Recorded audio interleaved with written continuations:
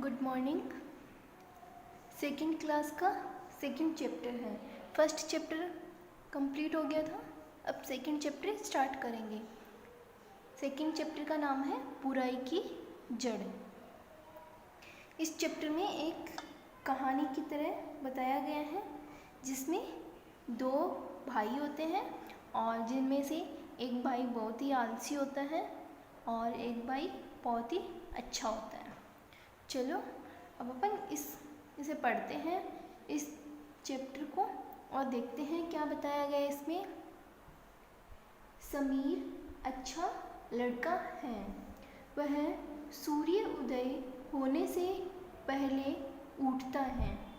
समीर के बारे में बताया गया है कि समीर एक अच्छा लड़का है और वह सूरज निकलने से पहले, उदय का मतलब होता है निकलना, सूर्य निकलने से पहले ही उठता है। उठते ही माता पिता के पैर छूता है, वे उसे आशीष देते हैं। आशीष का अर्थ क्या है? आशीर्वाद। आशीष का मतलब क्या होता है? आशीर्वाद देते हैं। वह उठते ही अपने माता पिता के पैर छूता है तो माता पिता उसे आशीष देते हैं। समीर का छोटा भाई है मधुप। समीर का एक और भाई है छोटा जिसका नाम है मधुप। वह बहुत आलसी है। देखो, समीर तो अच्छा लड़का है जो सारे काम समय से पूरा करता है और उसका भाई है मधुप, वह आलसी है, कोई भी काम समय पर नहीं करता है। न उसे स्कूल की चिंता है न माँ बाप की डांट की। उसे किसी चीज़ की टेंशन नहीं है कि स्कूल में कोई डांटेगा या फिर मम्मी पापा है वो डांटेंगे। न समय पर उठता है और न ही समय पर विद्यालय पहुंचता है। समय पर नहीं उठेगा तो मम्मी पापा डांटेंगे, अगर लेट उठेगा तो लेट ही स्कूल जाएगा।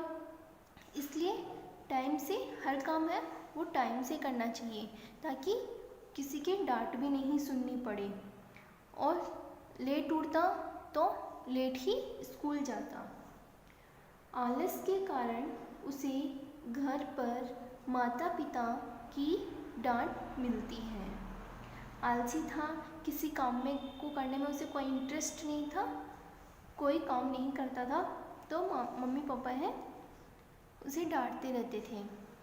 विद्यालय में होमवर्क न करके लाने और विलंब का मतलब होता है देर, विलंब से पहुंचने पर अध्यापक कान खींचते हैं। जब उसका होमवर्क कंप्लीट नहीं रहता है और वो स्कूल में देर से जाता है तो जो टीचर्स हैं वो क्या करते हैं, उसको डांटते हैं और उसके कान खींचते हैं। मधुप की होमवर्क डायरी में भी माँ को उसकी शिकायतें ही मिलती हैं। जो स्कूल की डायरी होती है होमवर्क वाली, उसमें भी उसके टीचर्स हैं वो उसे उसकी शिकायतें ही लिख के भेजते थे। इस पर वे बहुत दुखी होती हैं। उसकी माँ जब उसकी डायरी देखती हैं कि इसमें तो केवल मधुप की शिकायतें ही लिखी हुई है तो माँ को बहुत बुरा लगता है और वो बहुत ही दुखी होती हैं। आगे देखते हैं। एक दिन माँ ने समीर से कहा, समीर कौन है? मधुप का बड़ा भाई जो अच्छा है और समय से उठता है, सारे काम समय पे करता है। तो माँ समीर को बोलती है, बेटा आज तुम यह पता लगाओ कि मधुप में इतनी बुराइयाँ होने के क्या कारण हैं। उसकी माँ है जो समीर को बोलती है कि ना मधुप में इतनी बुराइयाँ कैसे आई है, कहाँ से आई है, इस कारण का पता लगाना। समीर बोला, अच्छा माँ मैं पता लगाऊंगा। ठीक है, समीर ने कहा कि माँ मैं पता लगाऊंगा कि इतनी सारी बुराइयाँ कहाँ से आई।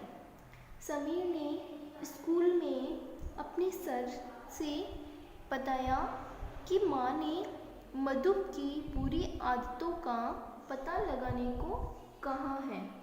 समीर है स्कूल जाके बोलता है अपने सर को कि मेरी माँ ने कहा है कि सर मधुप में इतनी सारी बुराइयाँ कैसे आई, उसका पता लगाने को बोला है माँ ने। आगे है उसके सर बोले। बाद में सर बोलते हैं बेटा समीर घबराओ नहीं, मैं मानता हूँ कि मधुप में बहुत बुराइयाँ हैं। उसके सर बोलते हैं कि टेंशन मत लो, मैं जानता हूँ कि मधुप में इतनी सारी बुराइयाँ कैसे आई और मधुप में इतनी बुराइयाँ बहुत बुराई हैं, परंतु वह चाहे तो उन्हें दूर कर सकता है। उसके सर बोले कि अगर वह चाहे तो वह अपनी बुराइयों को दूर कर सकता है, तभी सब उसकी प्रशंसा करेंगे। अगर वह टाइम से सारे काम करेगा, सबका कहना मानेगा और टाइम से होमवर्क करेगा, टाइम से स्कूल जाएगा, तो सभी उसकी प्रशंसा ही करेंगे, कोई उसको नहीं डांटेगा। तुम यह जानना चाहते हो कि उसमें ये सब बुराइयाँ कहाँ से आई और तुम में क्यों नहीं आई, तो उसका कारण यह है। उसके जो सर हैं वो बताते हैं कि उसमें इतनी बुराइयाँ कहाँ से आई और तुम में कैसे नहीं आई। देखो आगे कि मधुप की संगति ठीक नहीं है। संगति मीन्स क्या होता है कि जो मतलब कि जिन बच्चों के साथ में रहता है वो उनकी संगति में, जिस संगति में रहता है वो सही नहीं है। वह उन लड़कों के साथ रहता है जो विद्यालय आकर पढ़ना नहीं चाहते। कौन से लड़कों के साथ में रहता है मधुप? जो स्कूल में पढ़ना नहीं चाहते हैं और पूरे दिन आलस में रहते हैं। जो बालक न तो समय पर सोकर उठते हैं और न ही शरीर की साफ सफाई का ध्यान रखते हैं, उनमें आलस बढ़ता है। अब इसमें क्या बताया है सर ने कि जो बच्चे समय पर नहीं उठते हैं और अपने शरीर की साफ सफाई का ध्यान नहीं रखते हैं, जैसे नेल कट करना, समय पे नहाना, ये सब काम नहीं करते हैं, तो उनमें आलस है वो बढ़ता है। किसी काम में उनका मन नहीं लगता है। फिर अगर उनमें आलस रहेगा तो उन लोगों को कोई भी काम करने में मज़ा नहीं आएगा। वे कामचोर बन जाते हैं। काम से बचने के लिए वे झूठ बोलते हैं। काम करना नहीं चाहते हैं और काम से बचने के लिए वो लोग क्या करेंगे? झूठ बोलेंगे। तो वो झूठ बोलते हैं। झूठ सभी बुराइयों की जड़ है। झूठ क्या है? सभी बुराइयों की जड़ है। इससे सारी बुराइयाँ स्वयं ही आ जाती हैं।